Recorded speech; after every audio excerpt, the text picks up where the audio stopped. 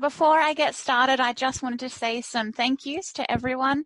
So to acknowledge the other speakers. So thank you so much to Professor Pillar for giving up his time to be here with us today. And thank you very much for that, Richard. I think it is really good that that exercise is repeated in terms of how important it is, because I certainly know that with COVID, I have not been exercising enough myself. I've been sitting here at home with my little cat.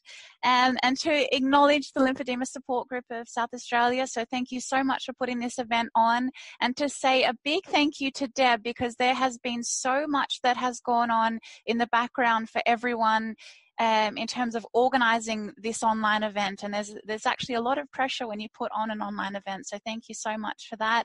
And to Monique and all of the other members of the Lymphedema Support Group. So Alison, who's also contributed resources in preparation for this.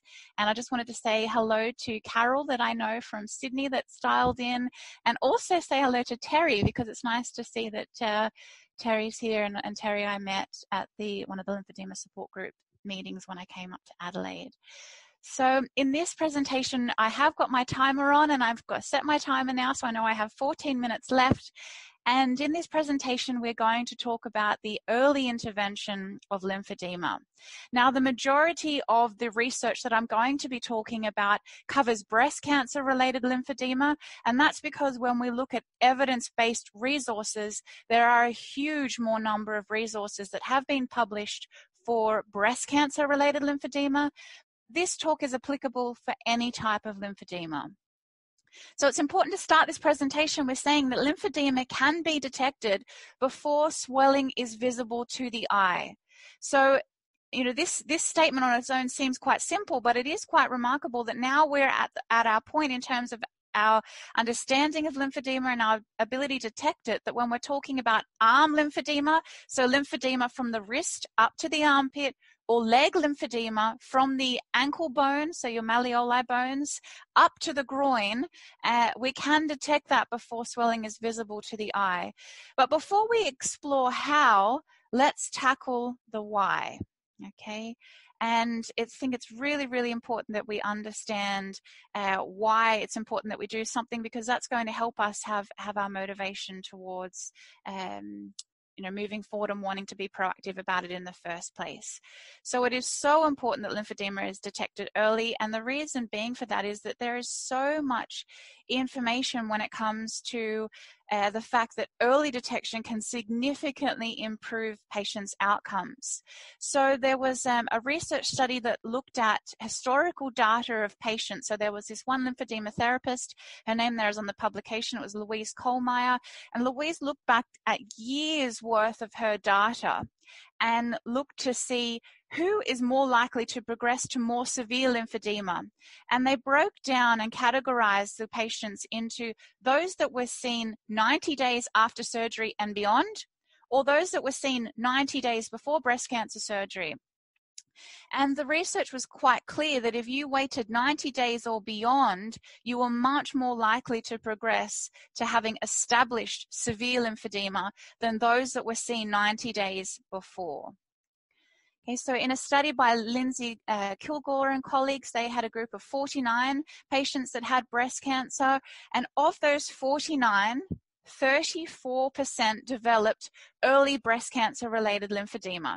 And that 34% is fitting, the normal figure that you see for breast cancer-related lymphedema is your average of 1 in 5 patients post-breast cancer will develop lymphedema. So in this study, it was a little bit higher at 34%. And that is comparable with other studies. Certainly for patients that have had breast cancer where they've had to have most of the lymph nodes removed in the armpit, and where they've also had to have radiation.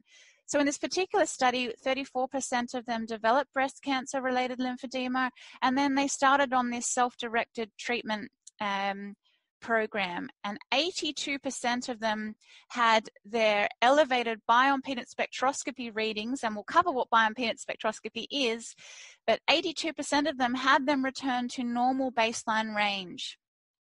And at the end of this study, only 6% of them had persistent lymphedema at the end. Now, I have Professor Pillar here pictured in the background, and Monique was on the first slide that I have shown, and that's because these resources have been developed as part of an online education product, which I'll cover, but that's why Professor Pillar is here in the background. So in a study by Pat Whitworth and colleagues, they looked at 93 patients that had breast cancer, and they monitored them for just over 5 years. So the only intervention that they used was education, so what we're doing today, and that's why these education sessions are so important. So we're constantly staying up to date with the latest information, and they also placed their patients into a ready-to-wear sleeve, okay? And then they followed them up 4 weeks later.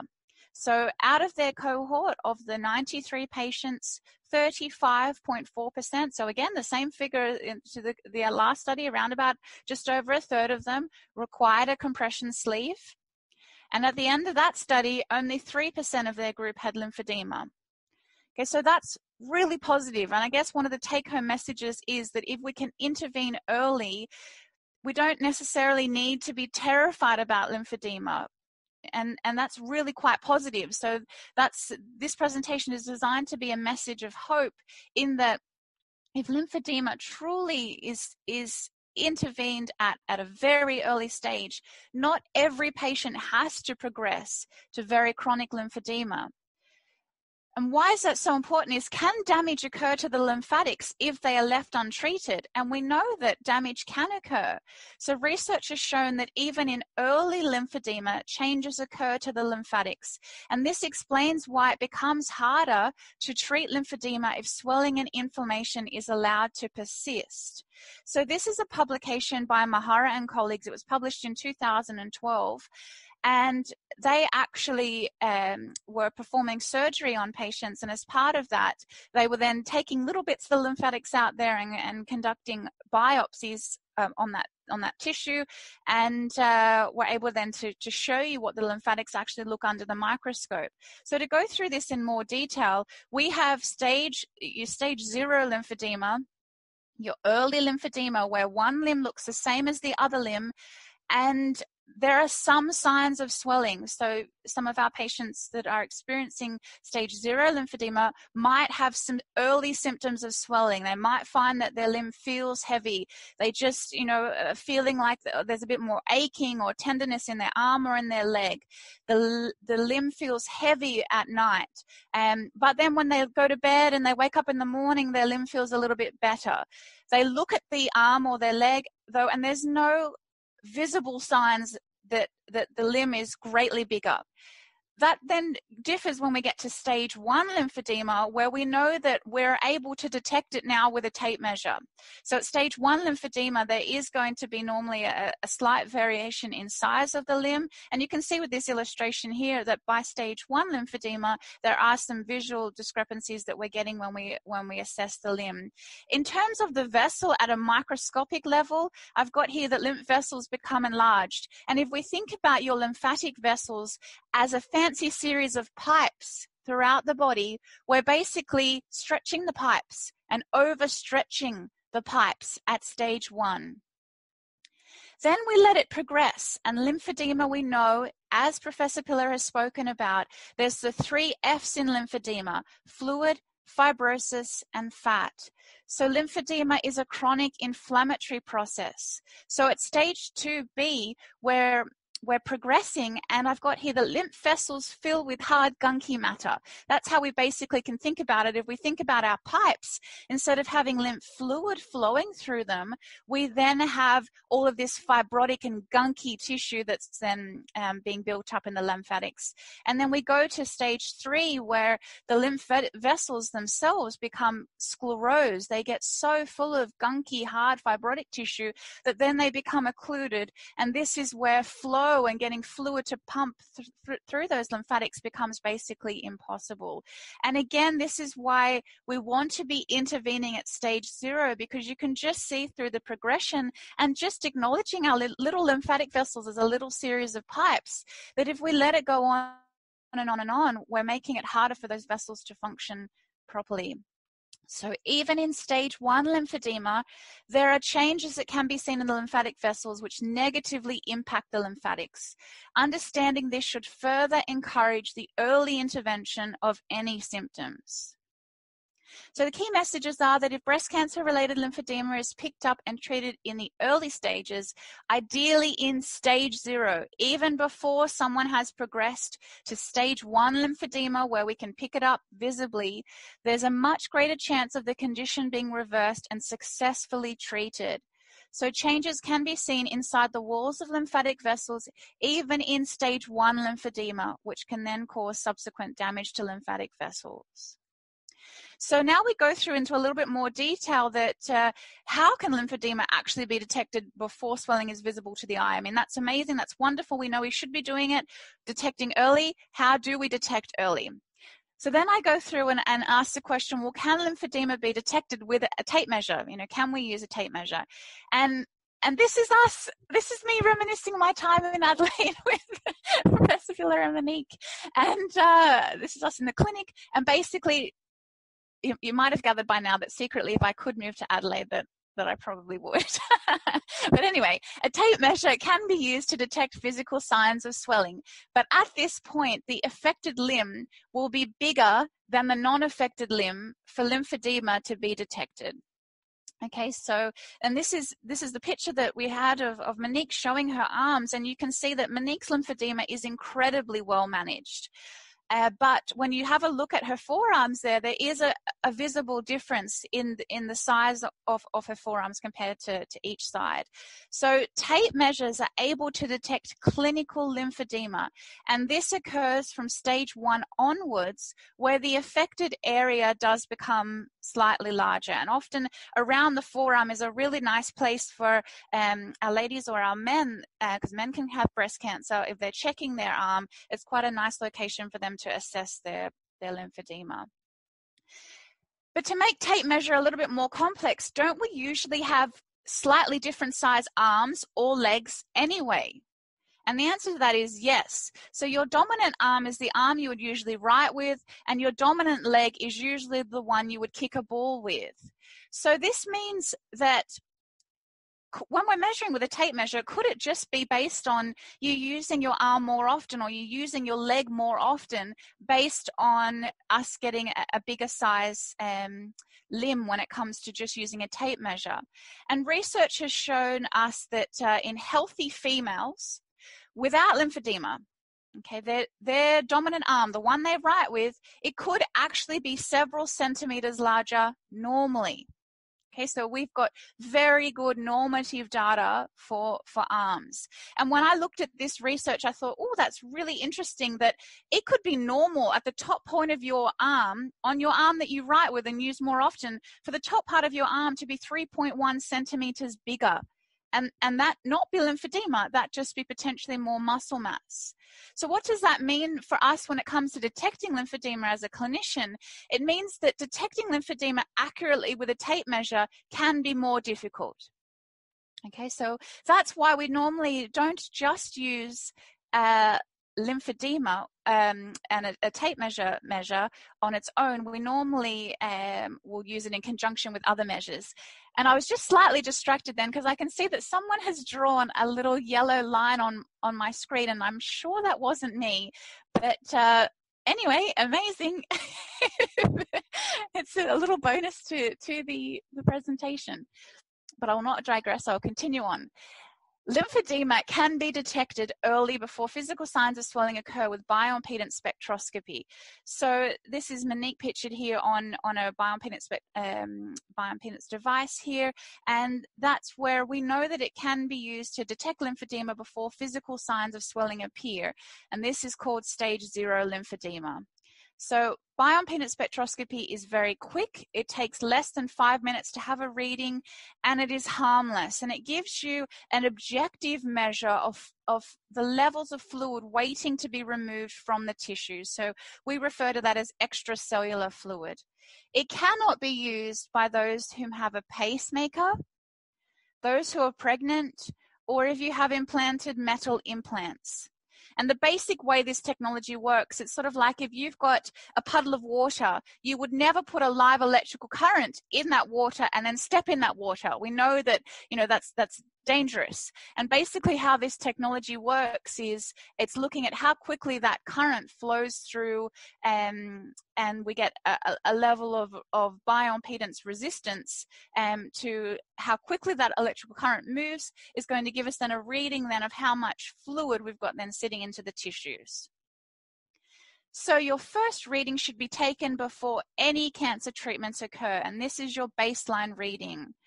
Baseline reading should be taken pre-treatment. So pre-treatment is defined as before even a sentinel lymph node biopsy. So a lot of people hear the term sentinel lymph node biopsy and think that that is a diagnostic measure, and it is. It's determining where the cancer is, but we regard that as part of your cancer treatment. So therefore, your screening should happen even before this.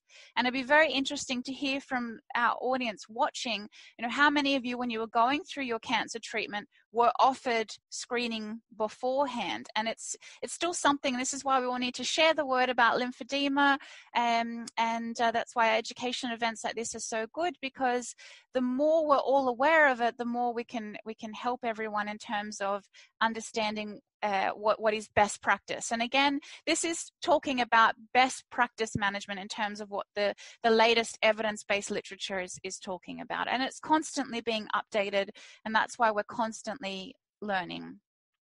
So in terms of the recommendations for preventing breast cancer-related lymphedema, or if, for example, you've had a melanoma on your leg and you're wanting to prevent progressing to leg lymphedema, then screening should occur every 3 months after the surgery and continue every 3 to 6 months for the first 2 years after surgery, when we know that risk is highest. Okay, and if you look at some of the papers that report on when do patients develop lymphedema, we know that it's more uncommon for you to develop lymphedema immediately after surgery. Some patients definitely can have it developed immediately after surgery, but it's normally within the sort of that first two-year period. Certainly if you've had treatments such as radiation, for example.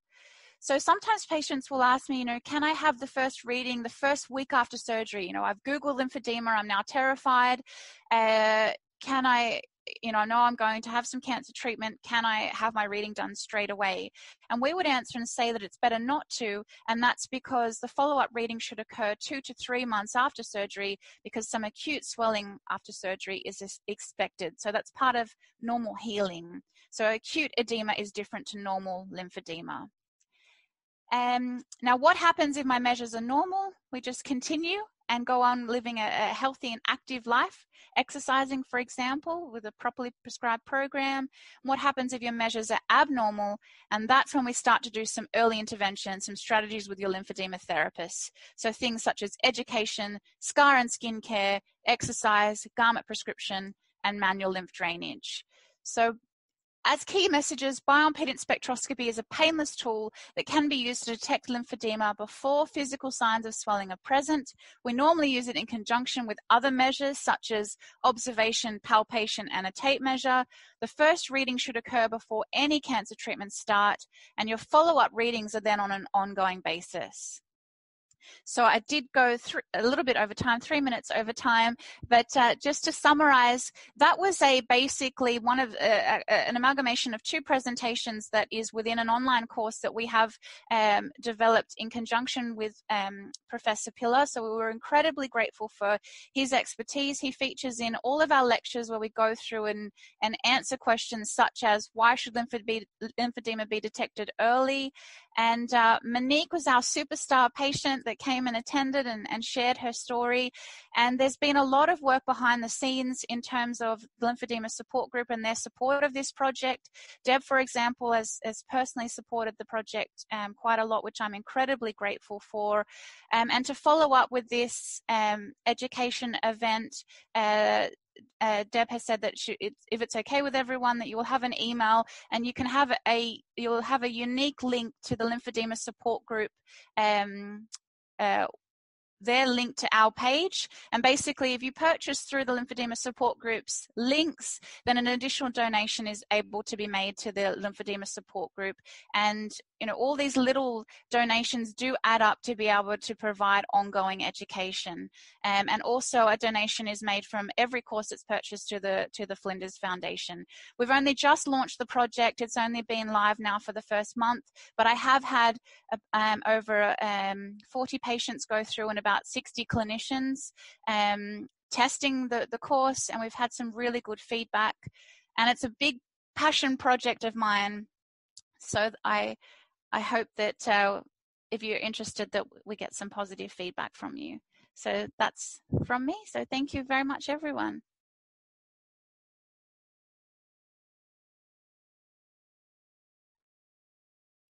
Thank you, Andrea. Good on you. Before I get too far away from it, I'm going to go through a few questions for you. Now, we've gone over time, but everybody seems to still be here, so I don't think anybody minds.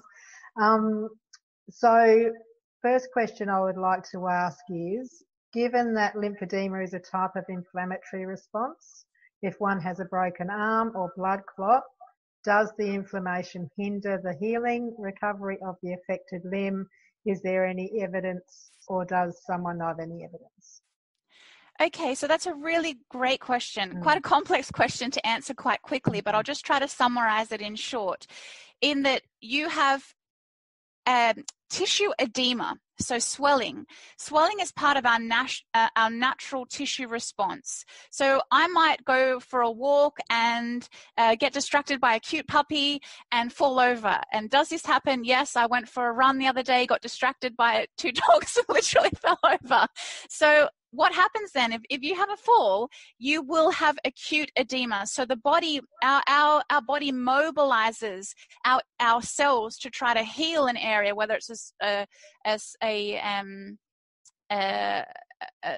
injury to the hand or the leg, or even a DVT. We get lots of swelling because the body is mobilizing the cells that the body needs to that particular area to try to heal that area. And the way that our body moves cells to particular areas is through fluid. And that's why our blood is pumped through a fancy series of pipes, and lymph is pumped through a fancy series of pipes, our lymphatic vessels. And the way our body mobilizes cells is through fluid. So that's why the first sign of any tissue trauma is edema. So not all edema is bad edema. Chronic edema is something that we need to be concerned about, because chronic edema tells us that potentially if we leave it there, our lymphatics are going to be damaged. And we know that there's a principle called the revised Starling principle, and that teaches us that it's the role of the lymphatics to remove all tissue fluid. So if that tissue fluid is sitting there, it means that it's not being taken away well enough by the lymphatics. So if you take a patient, and I've certainly had one of my patients that had arm lymphedema, it was Christmas, she went out, had a few wines, did have a fall, fractured her wrist. Did that exacerbate her lymphedema? Yes, it did. And so it was very interesting with the casting that had to go on, and then trying to maintain her compression garment for her arm. We had to look at using a wrap system as well. Yeah, but that's where any kind of, we would call that an acute on chronic exacerbation of swelling. So she had her lymphedema originally very well managed, and then having that fall actually set her back quite a bit.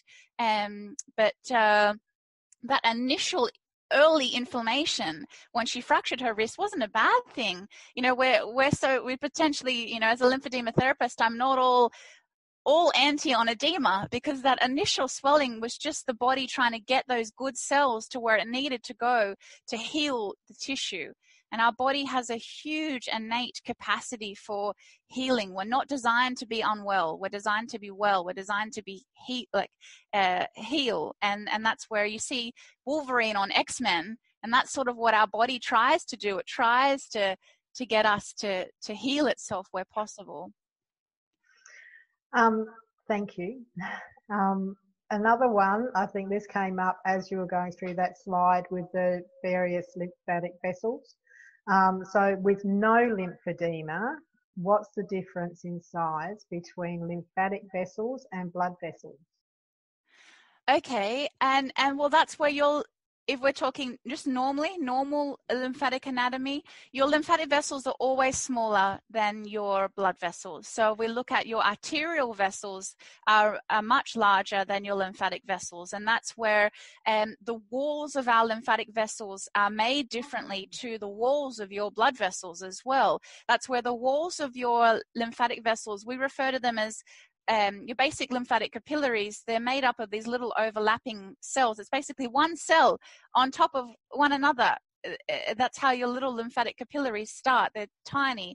And so when we look at your bigger lymphatic vessels, certainly your big lymphatic duct in your abdomen, the thoracic duct, that's not as big as some of your major arterial vessels. So, and that's by design. The body has designed it so your blood vessels need to be able to work under huge pressure. You know, your heart is a massive force pumping blood through the body that works under pressure, whereas our lymphatic system is designed to be a much lower pressure system. And that's where Richard's talk, for example, comes in. You know, it's so important that we exercise, because with exercise, our lymphatic system relies so heavily on muscular pump and also arterial pulsation. So if our heart starts, you know, someone mentioned it and I loved it, getting up and doing a dance. You know, if we get up and do a bit of a boogie, or if Neil puts on his Alaska hat and we all have a chuckle and a laugh and we breathe in nice and deep, you know, I love that hat. Just by changing our intra-abdominal pressure, that's important for our lymphatics. So to go back to your original question, yes, they are by design smaller than your arterial or your venous vessels. I've got quite a few people who have answered your question with no, they had no screening before they had any breast cancer or other treatment. I've also got an interesting one here about getting lymphedema after a hip replacement, and something similar to that. Would you recommend taking leg measures every few months post-traumatic abdominal surgery? Certainly, if you've had major trauma to the abdomen, for example, patients that are involved in big car accidents where there's huge trauma to the abdomen, sometimes I have seen some patients that have developed lymphedema from that. But not everyone's going to develop lymphedema, and I guess the main message that I'd like you to take away from my presentation is that we don't need to be scared of sort of the enemy lurking in the back. Now with bioimpedance spectroscopy, for example. I'm still getting messages too. Sorry. I'm sorry. I should have muted myself. Okay. Carry on. Go on. I'm just looking at the questions thinking, oh my God, I've got 20 more questions and we need to try and wrap it up somewhere. But anyway, go on. You carry on. That's okay. I guess, sorry, I forgot where I was. The take-home message is that lymphedema is not the enemy in the back that we've got to constantly be scared of. And that's where techniques such as bioimpedance spectroscopy fully empower you as the patient and also fully empower a therapist. I've had patients that have come in basically in tears, terrified about developing lymphedema. One patient in particular that came to see me walking on a four-wheel walker, and I said to her, how can I help you? And she was terrified about developing arm lymphedema. I could, in that one session, clearly show her that she did not have arm lymphedema at that time. Her bioimpedance spectroscopy levels were completely normal. Her arm circumference measures were completely normal. There were no signs of pitting edema. And she left feeling empowered and knowing where she was at. She did, however, have breast lymphedema, and that's why she was mobilizing on the four-wheel walker, because her breast was so heavy. Now, bioimpedance spectroscopy, currently, we don't tend to use it for picking up breast lymphedema. But the point of her story being she was terrified about getting arm lymphedema because she'd Googled it, etc. And by having assessment tools that are quite objective, it fully empowers you to, if you seek help early, and you know you've got great resources in Adelaide, if you go and network with your wonderful therapists in your area and go and see them, then you're not sort of being scared. So if you have, I guess I better stop there. That's right. I have one very, very quick follow-up from the previous question about inflammation. So does the inflammation from lymphedema hinder or lengthen the healing of, say, a broken joint? Definitely, if you've got impaired lymphatic drainage from an area, it would be likely to say that your healing is probably going to be delayed. And that's where, for example, if someone develops someone has problems with their veins, so we know that they have reflux down their veins, they can develop then a venous leg ulcer. And we know that then in time, those tissues are going to get really, really swollen, and we call it maceration. They become really wet from fluid, and we need to stimulate the lymphatics to help that wound heal. And unless we nurture and facilitate lymphatic flow, Professor Piller's mentioned, compression therapy is highly evidence-based when it comes to lymphedema management. If someone's got venous leg ulcers, for example, we definitely want to stimulate lymphatic flow to improve wound healing.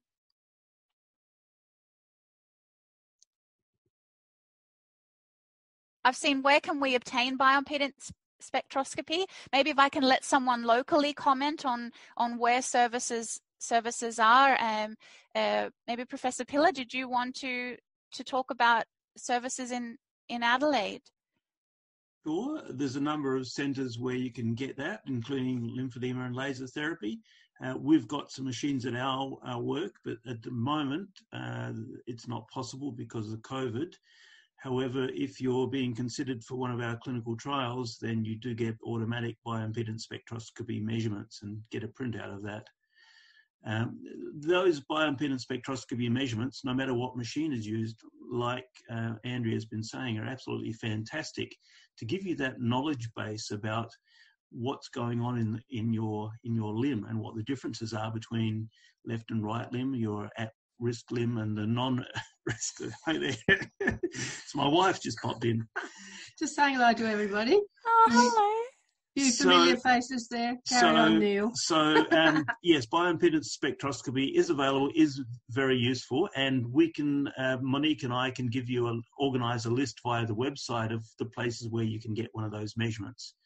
We certainly do them throughout South Australia when we're doing our screenings. If you ever see us running a screening anywhere, you can come along and you get a free bioimpedance spectroscopy measurement, plus some other measurements as well along the way. So if I unmute, that puts it back to me. Is that right? Sorry, I'm still a little bit new to this whole Zoom world, but I do need to actually start winding this up because we've already gone, I think, about half an hour over, which is actually not uncommon. In every time we hold a session, we tend to run over. So just finishing off on what you said there, Neil, as well. Yes, the LSGSA puts we've got a fact sheet together on how to find a lymphedema therapist in South Australia. So as part of today's session, everyone that's linked in with us now will get an email with some information and some links, and it will be in there. So you'll have a little package of information that had this been a face-to-face event as we had originally planned, you would have had it as hard copies, but we'll send them to you as soft copies. So that would be on there. So I'm really sorry to say that I have to step in here and wind it all up because honestly, there are more questions that have come through. Some of them are really interesting questions as well, but we just couldn't get to everything today. I'd like to really thank everybody for participating, but firstly, I'd really like to thank our speakers, Professor Pillar, Andrea Mangion, and Richard Roux. All three people have been such amazing supporters of the Lymphedema support group over a period of time, Professor Pillar being our patron. I'd also like to make a very special thank you here to Deb, LSGSA Secretary, and Alison Nielsen, Vice President. The two of them really worked hard to make this an online event, our first one. So we are recording this, and we plan to put the individual speakers' sessions up on our upcoming website that we'll be letting you know about shortly as well. So if you want to re-watch them, you will be able to do so on our website. Now, today's session was actually free, partly because it was our first one, and partly because we just feel very passionate about getting this information out to the general public as much as possible. But if you would like to make a donation to help the Lymphedema Support Group continue to do the work that we do, there was a little donation button put onto the event post on our Facebook page. You can also obviously purchase the online help tool that Andrea has developed, and we're very grateful to be able to receive some donations through that. But you can also become a member of the Lymphedema Support Group as well, either as a consumer or as a friend of the Lymphedema Support Group. So information will come out with your little package from there as well. We really hope you enjoyed today. We plan to put more of these on, and please stay connected with the Lymphedema Support Group, and we hope you stay well and safe, and bye-bye to everybody.